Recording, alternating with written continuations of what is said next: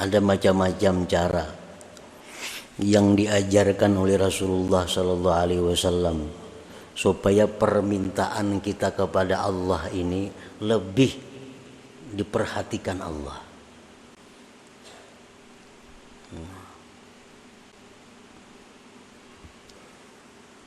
Salah satunya kita mendoakan orang lain. Kita kada usah berdoa untuk diri kita. Kita doakan orang lain. Itu lebih segera daripada kita berdoa untuk diri sendiri.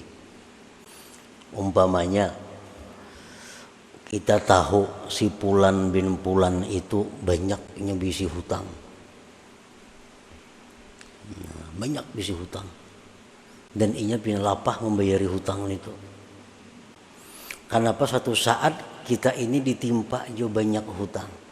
Nah, ini masalah hutang umpamanya. Nah, jadi kalau berhadap kepada Allah, kita kada usah, ya Allah lunasi akan hutangku. Kada usah. Kita berdoa, ya Allah lunasi akan hutang si Pulan tetangga ulun itu. Nah, itu lebih cepat diterima Allah daripada kita berdoa untuk diri sendiri. Sebelum Allah melunasi hutang tetangga kita itu, hutang kita lebih dahulu dilunasi oleh Allah. Jadi bilang kayak mamantol itu, kada usah kita nang minta. Nah, kita minta akan orang nang sama masalah lawan kita, nah, sama hajat lawan. Tapi kita meminta akan kepada Allah untuk orang itu. Apalagi orang nih orang nang memusuhi kita, maginnya lagi lakas kabul. Tetangga nih banyak bana hutang, maka memusuhi kita, menyambati, memfitnah, macam-macam tetangga nih, macam-macam kada baik lawan kita. Pas kita karena masalah sama pada banyak hutang. Nah doakan tetangga nang kada baik tadi, mudahan ya Allah tetangga orang sebuah ini lakasakan punah hutangnya. Nah, itu lebih cepat lagi diijabah oleh Allah Subhanahu wa Ta'ala.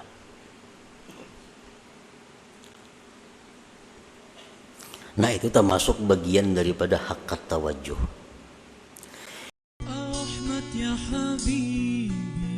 Jangan lupa tonton, subscribe, like, and share.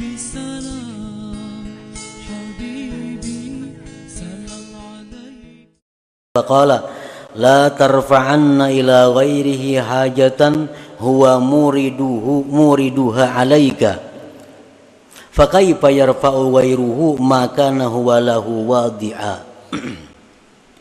Janganlah kamu menghadap kepada selain Allah, janganlah kamu mengadu kepada selain Allah akan satu hajat.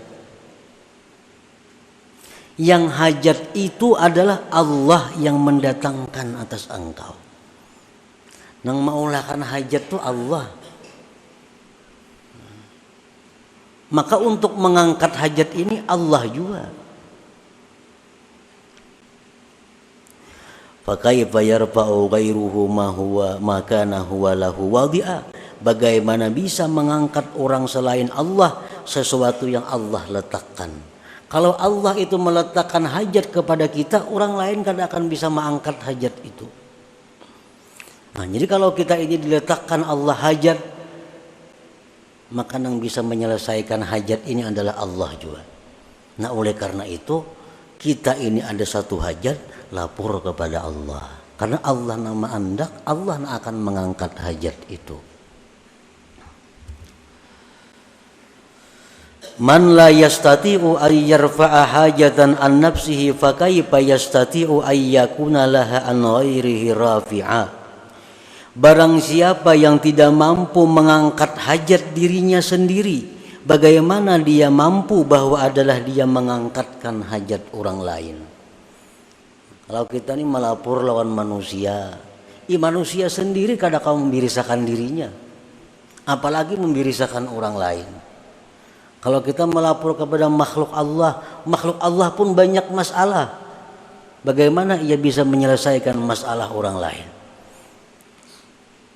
Nah, ini adalah kesempurnaan daripada hikmah yang sebelumnya tadi.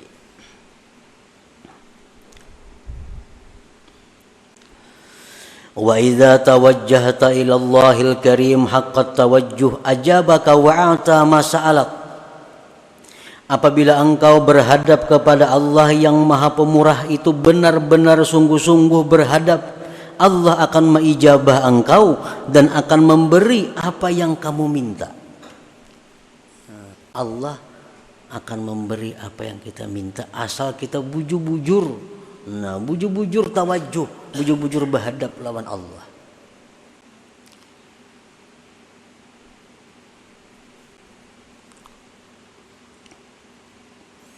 Ada macam-macam cara yang diajarkan oleh Rasulullah sallallahu alaihi wasallam supaya permintaan kita kepada Allah ini lebih diperhatikan Allah.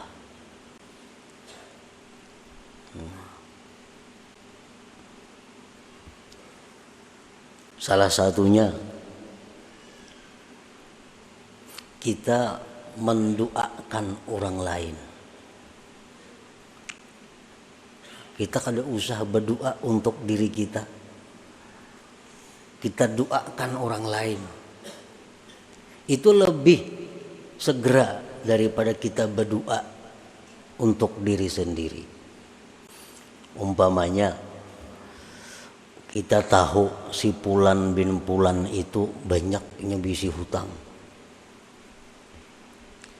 Banyak bisi hutang. Dan inya punya lapah membayari hutang itu.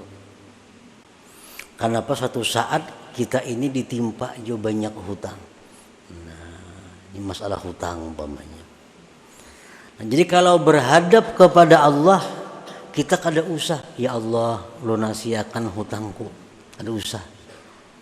Kita berdoa, ya Allah lunasi akan hutang si Pulan tetangga ulun itu. Nah, itu lebih cepat diterima Allah daripada kita berdoa untuk diri sendiri. Sebelum Allah melunasi hutang tetangga kita itu, hutang kita lebih dahulu dilunasi oleh Allah. Jadi bilang kayak mamantol itu, kada usah kita nang minta. Nah, kita minta akan orang nang sama masalah lawan kita, nah, sama hajat lawan. Tapi kita meminta akan kepada Allah untuk orang itu. Apalagi orang nih orang nang memusuhi kita, maginnya lagi lakas kabul. Tetangga nih banyak bana hutang, maka memusuhi kita, menyambati, memfitnah, macam-macam tetangga nih, macam-macam kada baik lawan kita. Pas kita karena masalah sama pada banyak hutang. Nah, doakan tetangga nang kada baik tadi, mudahan ya Allah tetangga ulun sebuah itu lakasakan punah hutangnya. Nah, itu lebih cepat lagi diijabah oleh Allah Subhanahu wa taala.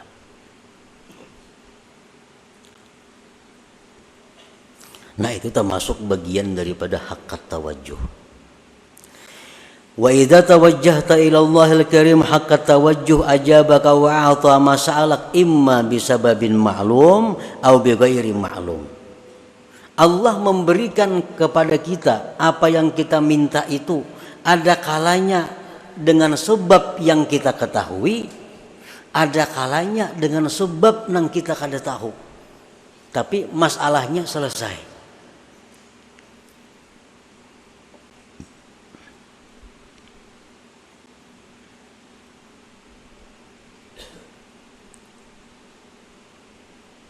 Allah mengabulkan doa kita, memberi apa yang kita minta itu bisa langsung kada bersebab gugur di langit bapaknya kadut ke pasahapan kita. Itu sah aja dan bisa aja. Ini sebabnya kada maklum. Tapi bisa dengan sebab nang maklum. Bisa dengan sebab nang maklum. Begitu kita minta kepada Allah, ya Allah hamba ini, hamba ini, hamba ini, Allah kabulkan doa kita itu. Oh, sekalinya ada tanah nang bahari kada sing payuan berpuluh-puluh tahun payu, harganya 10 kali lipat naiknya pada bahari. Kada dikira-kira. Nah bisa, itu maklum ngarannya sebabnya diketahui. Nah jadi Allah memberikan itu bisa dengan sebab yang kita ketahui atau sebabnya kada kita ketahui. Wa idza talabta minal khalqi ba'da tawajjuh ilaihi ta'ala wa niltal maqsud minhum. Apabila engkau meminta, engkau menuntut daripada makhluk, nah, sesudah berhadap kepada Allah, dan engkau mencapai tujuan daripada mereka. Nah, ini tadi masalah, ada masalah kita ini. Ada yang harus diselesaikan, ada yang harus dibayari, macam-macam. Lalu Tuhan berdoa, ya Allah birisakan hutang-hutang hambamu ini. Nah, tuntung kita berdoa lawan Tuhan, timbul ada geritik hati. Nah, jika ku tawarakan barangku ini lawan si Pulan itu, barangkali Pulan tuh mau menukari punahan hutang. Nah, timbul geritik hati. Datangi si Pulan tadi, tawarakan barang, ditukarinya oleh Pulan. Nah, pada berkat doa kita tadi tuh, nah ditukarinya oleh si Pulan barang kita, lalu kita kau melunasi segala keperluan kita. Nah jadi bila engkau menuntut daripada makhluk sesudah berhadap kepada Allah dan engkau mencapai tujuan dari makhluk itu, fala budda an ta'taqida annahum asbab wa wasaid, maka tidak boleh tidak bahwa kamu mengetikatkan bahwa si makhluk itu adalah sebab dan perantara. Nah, mengatakan ini sebab nih, ini sebab nih, sebab nang maklum, sebab nang diketahui.